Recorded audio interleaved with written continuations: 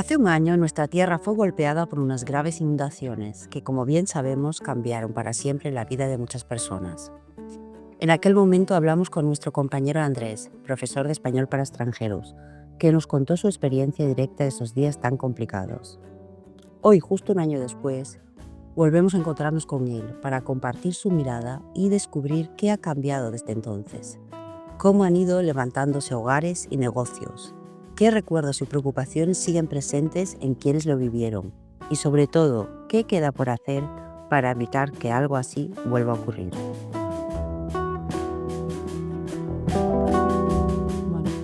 Hola, buenos días. Hoy, después de un año de los sucesos muy trágicos, de nuevo estamos aquí. Es Andrés, el profesor de Escuela Oficial de Idiomas. Me llamo Oksana Markelova, soy la alumna y vamos a hablar de lo que pasó y todas las secuelas de hoy en día. Pues, ¿qué ha cambiado en este año? Bueno, a ver, este año, pues, claro, al principio fue todo muy lento, ¿no?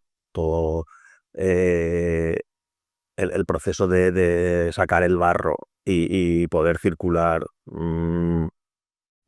tranquilamente, sin obstáculos y sin problemas, pues duró meses. Y bueno, por ejemplo, el proceso de cambiar todos los ascensores afectados, que eran más de 18.000, todavía no ha terminado ese proceso. Todavía hay edificios que no tienen ascensor. El ascensor mío entró en funcionamiento en julio, pues eso, más de medio año después. Claro, también nos contaron que un ascensor tarda 6 meses en construirse. No hay ninguna tienda de ascensores. Entonces, si de repente hace falta 18.000, pues hay que hacer los nuevos. Claro, eso tarda. Y tampoco hay tantas fábricas de ascensores. Y los parkings también casi todos están operativos ya, pero como el mío, que está operativo, pero está por reformar, digamos. Se puede usar, pero todas las puertas están rotas, todas las puertas de los trasteros, hay los cubretechos y todo está caído. Me parece que hayan tirado una bomba. Se puede aparcar, pero está por reformar. Los negocios, la mayoría han reabierto ya. Muchos han cambiado. Era un negocio de alguien que era un bar, por ejemplo, y ahora es otra cosa. Y si vas caminando por la calle ves que hay muchas casas que son plantas bajas. Prácticamente en cada calle hay gente haciendo obras aún, reformando. Pues una de las grandes preocupaciones son las ayudas. Sí. Al final han llegado a tiempo y lo suficiente lo que la gente ha podido recuperar, renovar, invertir en sus viviendas. Pues mira, de los casos que yo conozco, la verdad es que las ayudas han llegado, sobre todo para los particulares. Han llegado y han llegado sobradamente. Hasta incluso creo yo que nos están intentando comprar con dinero, ¿sabes? Comprar para que no armemos ahí la revolución. Y sí que sé que a las empresas, a las empresas y a las todavía les falta mucho por cobrar. Pero a las personas sí que les ha llegado. Mira, un ejemplo.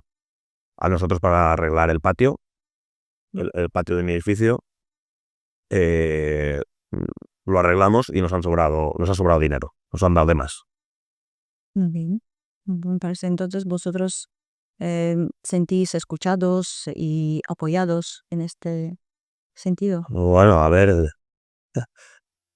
Bueno, ojo, tú dices, solamente hablas de tu caso. yo prefiero, a ver, claro, yo vivo ahí, yo sé lo que ha cobrado la gente y la gente ha cobrado bien, pero la gente lo que quiere es que no vuelva a pasar. Y las obras para que eso no vuelva a pasar todavía no han empezado.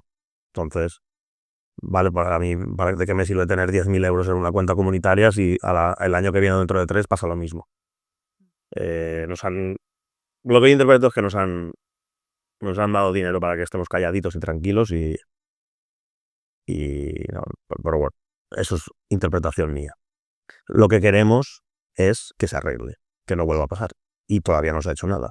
Porque la gente tiene miedo, claro. Ahora con las lluvias de septiembre, Sí. la gente que vivía en una planta baja y que vio como su planta baja empezó en su planta baja, en su vivienda, recuerda cómo empezó a subir el agua hasta 2 metros. Sí, me imagino que tenían el mismo Claro, pánico. tenían pánico, la gente estaba, gente que se fue a dormir a otra casa, gente que no podía soportar estar en su casa ante la previsión de que hubiera fuertes lluvias, porque puede volver a pasar lo mismo.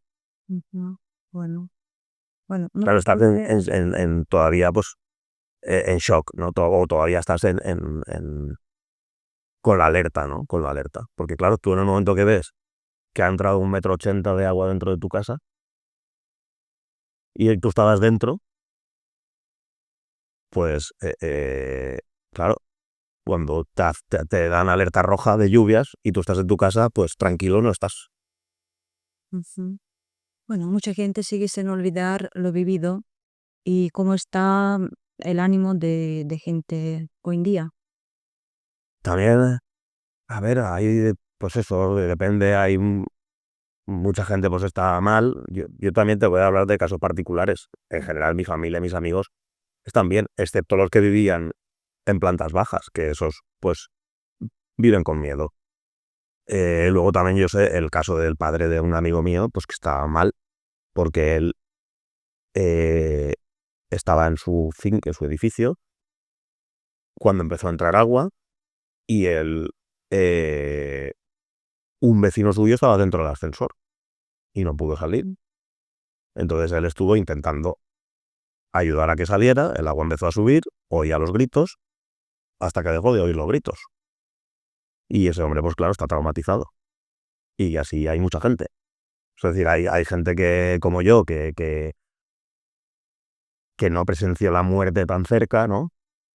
Como este hombre, que pues más o menos mm, mm, pues no tienes ese tipo de trauma. Pero hay otra gente que sí, que ha perdido familiares, que ha perdido o que ha visto morir a gente y va sin poder ayudar.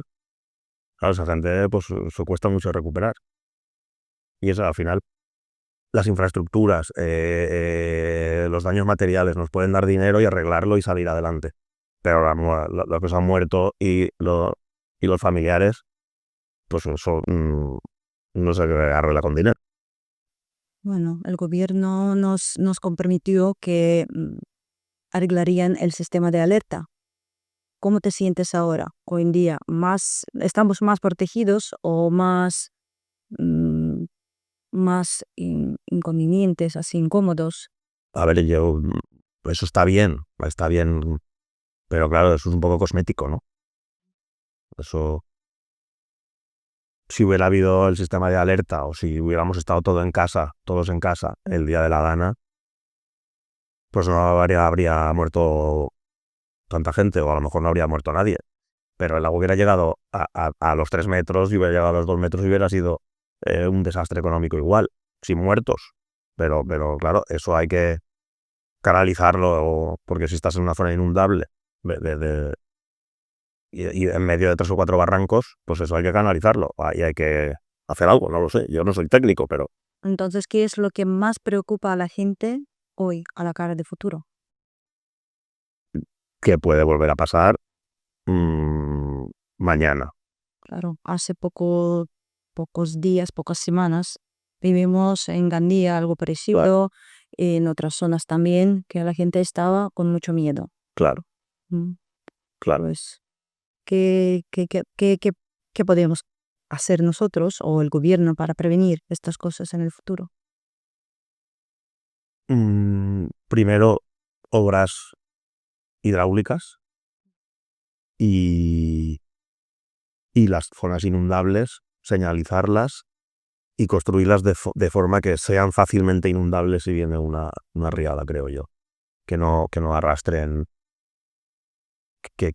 movilidad, que se inunde y el agua fluya y circule de manera pacífica y que no se canalice para que fluya de forma violenta. Pues vale, para terminar, ¿qué mensaje te gustaría lanzar a la sociedad, a la gente, a los alumnos de escuelas oficiales vivos, a todo el mundo, sobre el aprendizaje de lo que sucedió?